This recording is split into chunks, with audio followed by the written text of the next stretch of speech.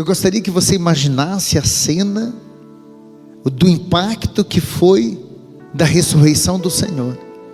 Nós estamos diante aqui de um cenário nunca visto antes, porque muitos vieram dizendo que eram profetas e falavam bonito antes do Senhor Jesus, e tanto é que Jesus foi condenado pela justiça como um charlatão, aquele que vem iludir o povo de que é o Filho de Deus, o libertador. E me dói um pouco pensar nisso, mas me parece que os próprios discípulos de Jesus estavam caindo nessa. Porque se nós formos pegar a palavra de Deus revela em Mateus no capítulo 20, que Jesus havia anunciado que ele iria morrer e 3 dias depois haveria de ressuscitar. Jesus deixou claro isso para os discípulos, meu Deus do céu. A palavra de Deus diz assim: estamos indo para Jerusalém, onde vai acontecer tudo aquilo que está escrito pelos profetas. Porque os profetas haviam dito que o Messias viria, e Jesus depois anuncia: o Filho do Homem vai morrer, mas haverá de ressuscitar. Os discípulos ouviram a palavra, os discípulos ouviram a pregação da boca de Jesus. Agora, quando Jesus morre naquela cruz, o cenário era de uma desolação, uma decepção, muito medo, porque a palavra de Deus diz que os discípulos estavam escondidos, com medo de serem mortos também pela guarnição judaica. Ora, tente imaginar o que passou na cabeça dos próprios discípulos do Senhor. Se Jesus foi morto daquela maneira, nós vimos o que aconteceu. Ele sendo sustentado pelos pulsos, com aquele prego que entrou nos pulsos, no pé. Eles lançando aquela lança no peito dele, atravessando o coração. Ele se esvaindo em sangue. O que é que vai acontecer conosco também? Porque a gente seguia ele. Vai acontecer disso para pior. Jesus até demorou muito tempo para ser pego, porque a Bíblia revela que estavam com medo de matar Jesus e haver uma revolta popular, porque muitos estavam acreditando em Jesus e muitos estavam seguindo o Mestre. Tanto é que quando Jesus entra em Jerusalém, o povo aclamou. Como é que nós até cantamos no domingo de Ramos? Hosana, bendito que vem em nome do Senhor. Mas quando houve a condenação de Jesus, o povo começou a gritar: crucifica-o. E ali as autoridades pensaram: agora nós temos o apoio do povo, então vamos matar esse homem. O próprio povo condena Jesus. Eu penso que mais doeu para Jesus era naquela cruz, olhando para aquelas pessoas que ele havia curado, ou curado alguém da família, havia resolvido a vida de tantas pessoas, e aquelas pessoas gritando: crucifica-o. Que dor foi aquela da traição. Mas o ser humano é assim, né? Agora vamos e venhamos. Quando os discípulos viram que aconteceu isso com o Senhor, quando viram Jesus descendo morto da cruz, o que eles pensaram? Acabou. Ele disse que iria salvar a humanidade, mas olha o fim que ele teve, ele morreu. Foi sepultado, os discípulos deram no pé, e diz a palavra, João capítulo 20, versículo 19 em seguida. Veja os fujões. Diz a palavra assim: na tarde do mesmo dia, que era o primeiro da semana, então no caso foi um domingo, os discípulos tinham fechado as portas do lugar onde se achavam, por medo dos judeus. Jesus veio, pondo-se no meio deles, disse: a paz esteja convosco. Dito isso, mostrou-lhe a mão, o lado. Os discípulos alegraram-se por ver o Senhor. Disse outra vez: a paz esteja convosco. Como o Pai me enviou, agora eu vos envio. Essa palavra foi o impacto. Jesus, ele diz: a paz esteja convosco, como o Pai me enviou, agora eu estou enviando vocês. Sem medo vão anunciar a verdade. E eles correm para contar para todo mundo que tinham visto o Senhor. E aí, olha aqui para mim, tem um que a gente condena tanto quanto condenamos Judas muitas vezes, mas representa aquilo que os discípulos estavam vivendo. Tomé só disse aquilo que já estava no coração dos discípulos, porque se eles tinham fugido, estavam com medo, é porque estavam com dúvida da ressurreição. E me diga se você já não pôs em jogo, será? Se de fato, porque a fé, ela não é algo concreta. A fé é acreditar naquilo que nem natural é, a fé é sobrenatural. Então Tomé, quando ouve isso, versículo 24, quando eles contam que tinham visto o Senhor, Tomé, um dos 12, chamado Dídimo, não estava com eles quando veio Jesus. Os outros discípulos disseram: vimos o Senhor. Mas ele replicou: se não vir as suas chagas, o sinal dos pregos, se não puser o meu dedo no seu lado, eu não acreditarei. Então Tomé, ele manifesta, ele põe para fora aquilo que talvez todo mundo pensava, porque ele não tinha visto. E os discípulos, eles não foram contar que eles acreditavam na ressurreição, eles foram contar aquilo que eles viram, que Jesus estava vivo. Olha, aquilo que ele disse é verdade mesmo, ele apareceu lá, estava todos nós reunidos, ele aparece. Agora Tomé vai dizer: eu vi o que aconteceu com ele. Enfiaram uma lança que atravessou o coração dele e se esvaiu em sangue. Agora vocês estão dizendo que ele ressuscitou? É só se eu colocar o dedo lá na chaga dele para mim acreditar nessa história, porque eu vi o que aconteceu, eu vi o quanto que aquele homem apanhou, para vocês me dizer que ele aparece lá agora, como se nada tivesse acontecido. No versículo 27 do capítulo 20, Jesus aparece. Agora Tomé vê o Senhor. Depois disse a Tomé: introduz aqui o teu dedo, vê as minhas mãos, põe a tua mão no meu lado, não seja incrédulo, mas homem de fé.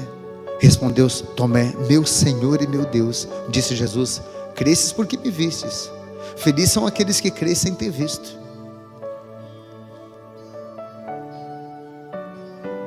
Jesus fica indignado aqui, não é simplesmente pela falta de fé, é porque eles não acreditaram na palavra que ele já havia dito.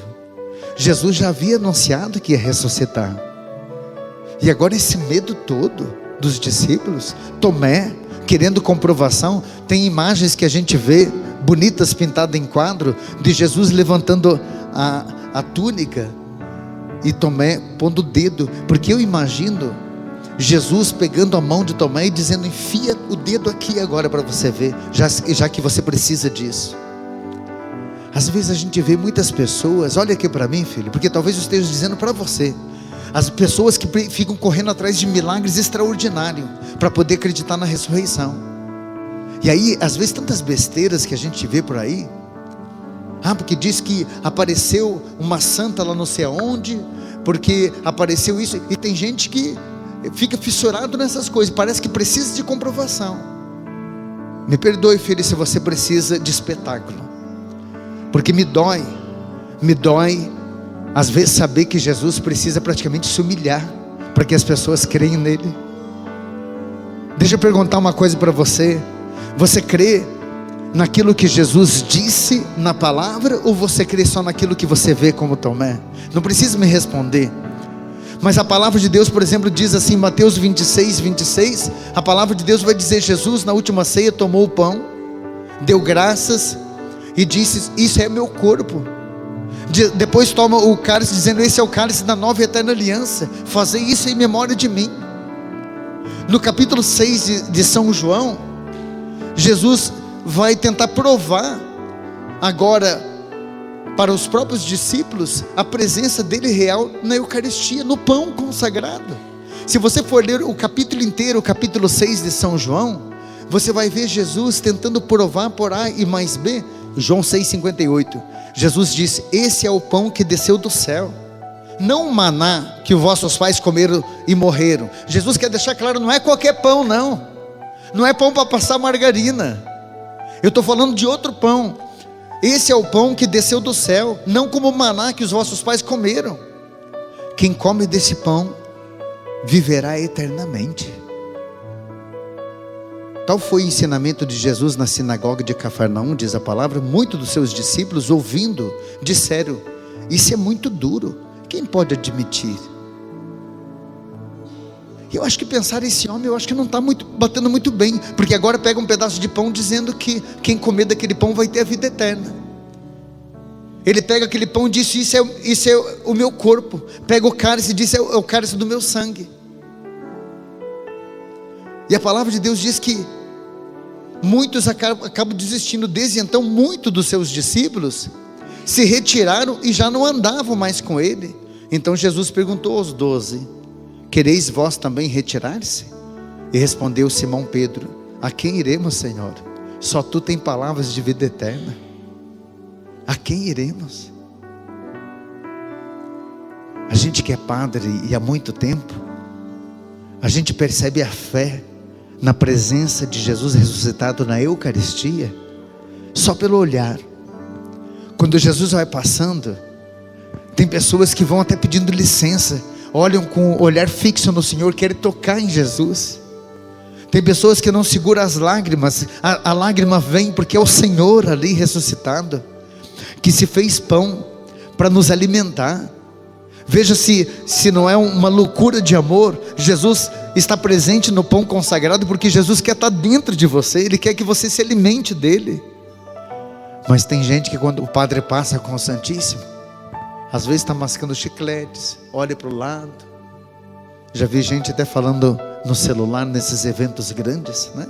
Tem gente que não está nem aí, está lá. E Jesus passando. Como que nós podemos comprovar a fé em Jesus ressuscitado? A fé na ressurreição. Ei, você já chegou a pôr o dedo nas chagas de Jesus? Não, né? Nem eu. Agora, a teologia diz que existem duas maneiras de nós crermos na ressurreição. Primeiro, é crendo na palavra. Feliz daquele que crê sem ter visto. É a palavra. E Jesus havia anunciado para os discípulos antes de aparecer. Depois ele precisa aparecer ressuscitado. Mas primeiro é a palavra e depois a experiência. Os discípulos fizeram a experiência de ver Jesus ressuscitado. Ei, filho, tem muita gente aqui que já mudou a sua vida depois que aceitou Jesus, depois que começou a caminhar com o Senhor. A sua vida não é mais a mesma. Tem exemplos de superação aqui, porque tem pessoas que estão superando problemas de saúde sério. Tem pessoas que estão superando perdas sérias. Tem pessoas que o mundo parece que está desabando em cima da tua cabeça e você tem coragem ainda de sorrir para os outros. E por muito menos tem gente que desiste de viver. Como que você suporta tudo isso? Aí você diz: só pode ser o Senhor. Porque quando eu entro nessa igreja, esse lugar toma conta do meu coração. Eu saio daqui renovado. Ele está vivo, ressuscitado. Eu creio porque eu faço a experiência nessa missa que eu venho. Vale a pena a gente pôr a nossa confiança nesse Deus vivo e ressuscitado. E mais bonito é quando a gente aprende a rezar para que a vontade dele impere. Por favor, filho, filha, eu digo para você, você não pode submeter Deus à tua vontade. Seria muito fácil você dizer: poxa, eu creio na ressurreição, então aquilo que eu pedi, Jesus vai fazer exatamente como eu quero. Não é assim que o Senhor ensinou. O Senhor, na oração do Pai Nosso, Ele pede para que a gente reze: seja feita a vossa vontade, assim na terra como no céu. Então eu digo para você, coloque na mão de Deus, mas saiba que Deus sabe de tudo que está acontecendo. E naquele momento, se você clamar com fé, filha, pode ter certeza que o milagre pode acontecer. Agindo Deus, quem impedirá, diz a palavra. Atos 1:8 diz: mas descerá sobre vós o Espírito Santo e vos dará força. Quando a palavra fala da ressurreição, diz que muitas pessoas precisam de força para vencer, para lutar, às vezes até para suportar as adversidades da vida. Precisa de força, e essa força a gente encontra no Senhor. Mas certa vez a gente estava falando de fé e de razão, né? Porque a teologia diz que fé e razão devem caminhar juntas. E tem até o catecismo da igreja, número 143, diz assim: pela fé o homem submete a sua razão. Pela fé a razão tem que estar em segundo plano, não em primeiro. Porque tem gente que quer procurar entender as coisas. Nem tudo a gente entende, né? O sol, por exemplo, existe pesquisa sobre o sol que surpreende os próprios cientistas. Uma teoria parece que vai derrubando a outra, porque o sol é um fenômeno muito grande. Você acredita que o sol existe porque todo dia você está vendo ele lá, você se aquece, você não precisa entender o que é o sol para você saber que ele existe. Assim também é Deus.